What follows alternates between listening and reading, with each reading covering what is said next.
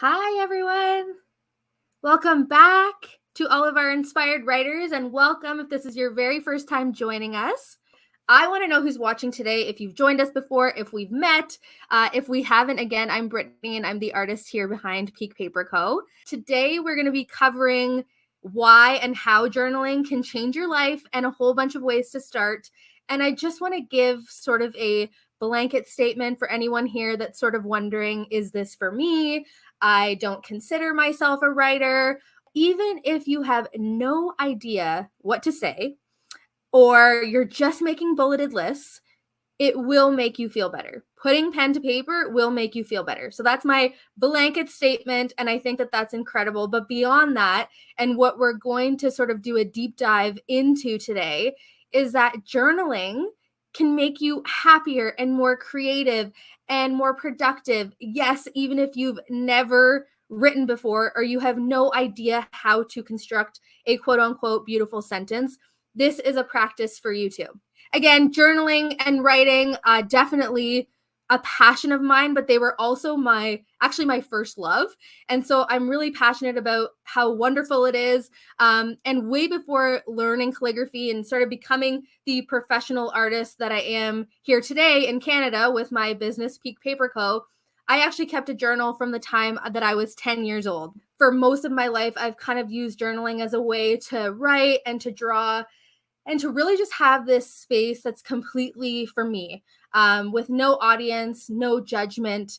And some of you might already be relating to some of the things that I'm saying. And I always knew that it felt good to write, but I didn't know then what I know now about all the benefits of journaling. That frequent journaling has such an incredible impact on your mental health and a whole slew of benefits. So some of the most prolific people on the planet that obviously you are all going to know their names, they actually attribute a lot of their success and their well-being to having a regular journaling practice. So some fun facts: every morning, Benjamin Franklin used to open his notebook and ask himself, what good shall I do this day? And every evening he would end the day with, what good have I done today? And Albert Einstein actually wrote more than 80,000 pages of journals in his lifetime. And then I thought this was also really interesting. Thomas Edison had a private idea book for possible inventions. And of course, we all know who Oprah is, and she kind of attributes all of her success to having a daily gratitude journaling practice, which we're actually going to touch on today. So when you're thinking about what sort of writing instruments you want to use or what journals you want to pick out, I really think that it's important to pay attention to a few things. So the first is to pay attention to the size of your notebook. So for example, this is like a standard size lined notebook. Again, this is what I would gravitate towards, standard size lined notebook. But if you're the type of person that likes to integrate art as well as drawing in your notebooks, you could go for, one of these really big sketchbooks that you could integrate your art and your writing into. So I might be able to write potentially like a journal entry up here above my drawing or down here.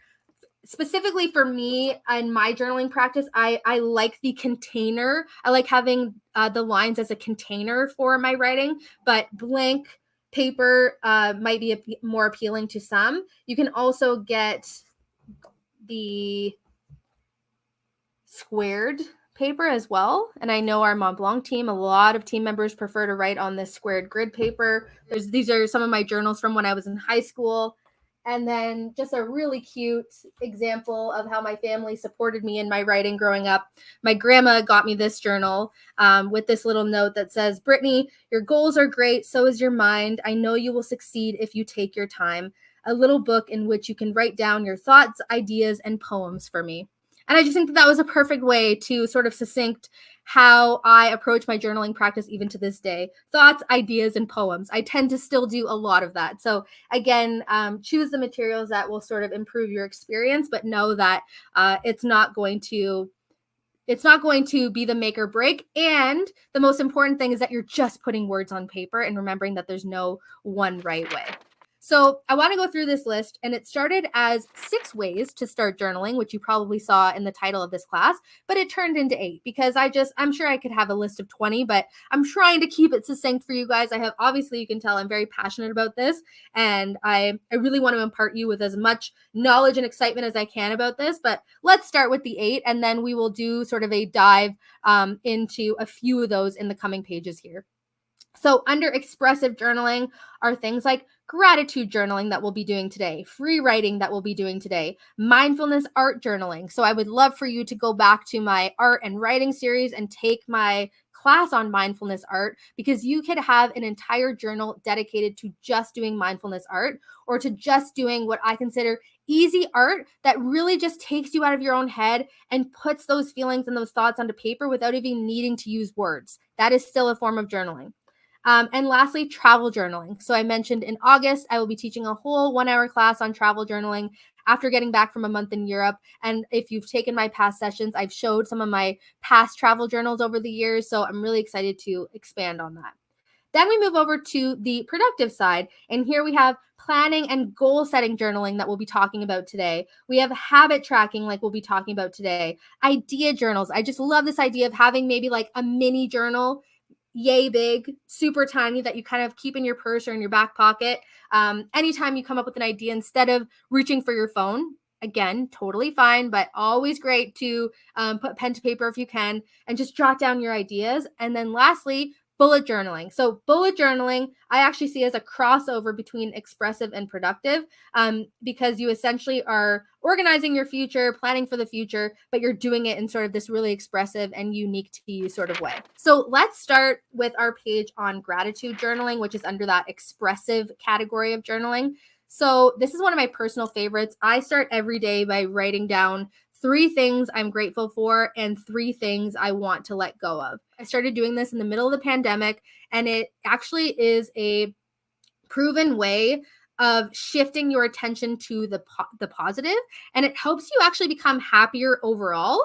It makes you live more presently, which I think is so important, obviously, in this fast-paced life. And it also helps you just, like I said, experience life and walk through life with a different perspective. One of my favorite quotes is, "The more good things you look for, the more good things you see."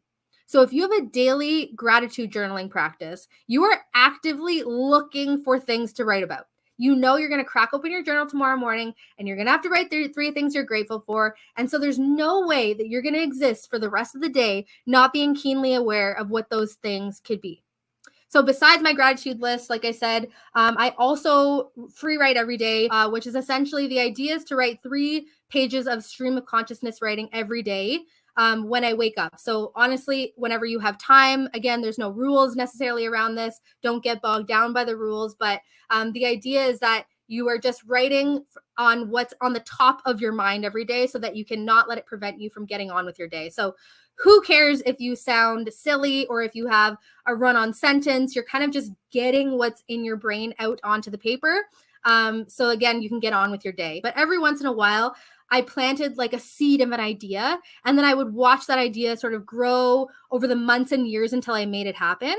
And so what I'm trying to say is, again, most of it, 90% of it, is going to sound like rambling. Maybe it's going to sound like complaining or judging. Try every so often and as often as you can to be solution oriented and to ask yourself different questions. Like on the next page of your workbook here, there's a little bit of an exercise on kind of not just unearthing how you're feeling, but what can you do about that? So if you're, feeling angry for a period of 5 days, instead of just writing "I'm angry" every day, how can you actually ask yourself some questions that will allow you to move forward in your life?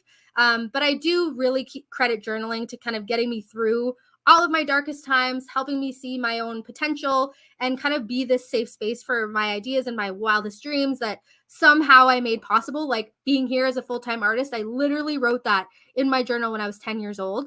And I'm going to share a post on Instagram after this class because I scanned in my handwriting where I wrote that and I was speechless. Like I opened this journal and it says, "My goal is to be an artist." And I took a very wild and wandering path to get here, but I am now a full-time artist. And I think that that is just so affirming. And I really attribute it to those pages. So I'm sorry I'm rambling, but I'm just very passionate about journaling and how it could offer just even some of these benefits to you. And I think that that would be incredible. So again, I do think when you're first starting out, prompts can be really helpful. So it could be song lyrics that you love, or you can look at some of the prompts that I've written on the page here to get you started.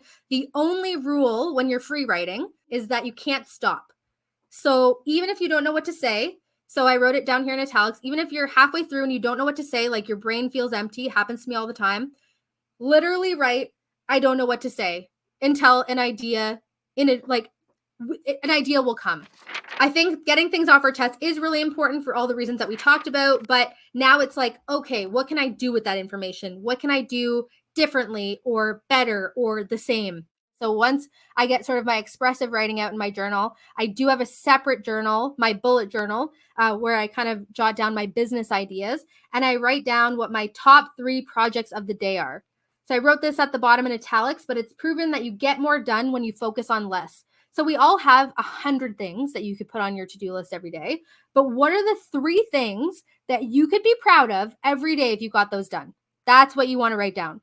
If I could make anything happen, what would my goals be for the year? And what's one small action I can take to move forward with those goals? One action. So if your goal for the year was to journal daily, what's one small action you can take to move forward? One small action might be that you set aside 30 minutes if you can, 30 minutes if you can every morning with your cup of coffee. That would be one small action. An even smaller action would be setting aside 5 minutes. So really, really, really helpful to just kind of unpack swirling to-do lists, what I like to call tornadoes in our brain, and just get them out onto paper. Again, you're not looking for perfect prose, as I like to say. You're just looking to express, not to impress.